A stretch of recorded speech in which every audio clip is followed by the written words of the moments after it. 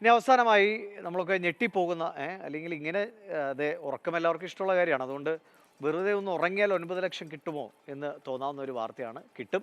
ഉറക്കത്തിൻ്റെ മത്സരത്തിൽ ഉറങ്ങി നേടിയത് 9 ലക്ഷം രൂപയാണ്. ബംഗളൂരുകാരിയായ യുവതിയാണ് വിജയായി മാറിയത്. അപ്പോൾ കെ ബി ശ്രീധരൻ പറയും, ശ്രീധര, ഉറക്കം ഇന്നത്തെ കാലത്ത് എല്ലാവർക്കും ഏറെ ഇഷ്ടമുള്ളൊരു കാര്യമാണ്. പ്രത്യേകിച്ച് രാവിലെ എഴുന്നേക്കാൻ മടിയുള്ളവരാണ് ഭൂരിഭാഗം എന്നതിൽ സംശയമില്ല.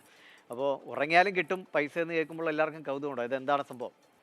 ദേവിഷേട്ടാ, എന്ത് രസമുള്ള ജോലിയാണല്ലേ. നമുക്കൊക്കെ കിട്ടിയാൽ അത്രയും നന്നായിരിക്കും. ഉറക്കപ്രാന്ത് എന്നൊക്കെ നമ്മൾ പറയാറുണ്ട് സാധാരണ. ഏതായാലും ഇത് ഉറക്കപ്രാന്തല്ല, ഉറക്ക മത്സരമാണ്.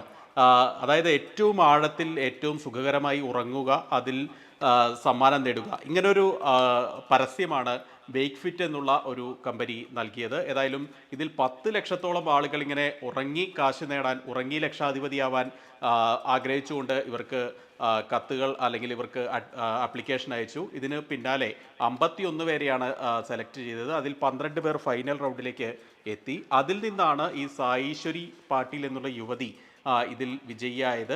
ഇത് വെറുതെ കിടന്നാൽ പോരാ, ഉറക്കാൻ അളക്കുന്നതിന് വേണ്ടിയൊക്കെയുള്ള മെഷീനൊക്കെ വെച്ചിട്ടുണ്ട്. അതുപോലെ തന്നെ ഒരു പ്രീമിയം കിടക്കയൊക്കെ നൽകിയിട്ടുണ്ട്.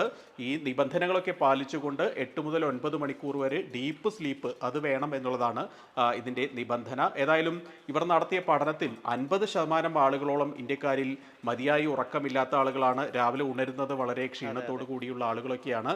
ഏതായാലും ഉറക്കം ശരിയായില്ലെങ്കിൽ എല്ലാം അന്നത്തെ ദിവസം പോകുമെന്ന് നമ്മൾ പറയാറുണ്ട്. ഇക്കാര്യത്തിലാണ് ഇപ്പോൾ ഒരു 3ാം എഡിഷനാണ് ഇവർ ഇങ്ങനെ ഒരു മത്സരം ശരിയാണ് നടത്തിയത്. ശ്രദ്ധ. ഉറക്കം ശരിയായില്ലെങ്കിൽ അന്നത്തെ ദിവസം പോകും, ഉറക്കം കൂടിപ്പോയാൽ അന്നത്തെ ദിവസം പോകും. അപ്പോൾ പലർക്കും ഈ രണ്ട് അവസ്ഥയിലാണ് മിക്കവരും ജീവിക്കുന്നത്. ശരി ശരി ശ്രീധര, അപ്പോൾ നന്നായി ഉറങ്ങാൻ എല്ലാ പ്രേക്ഷകർക്കും കഴിയട്ടെ അല്ലേ. നല്ല ഉണർവോടുകൂടി, നല്ല ഉഷാറോടുകൂടി രാവിലെ ഉണരാനും കഴിയട്ടെ. അപ്പോൾ വീണ്ടും കാണാം. നമസ്കാരം.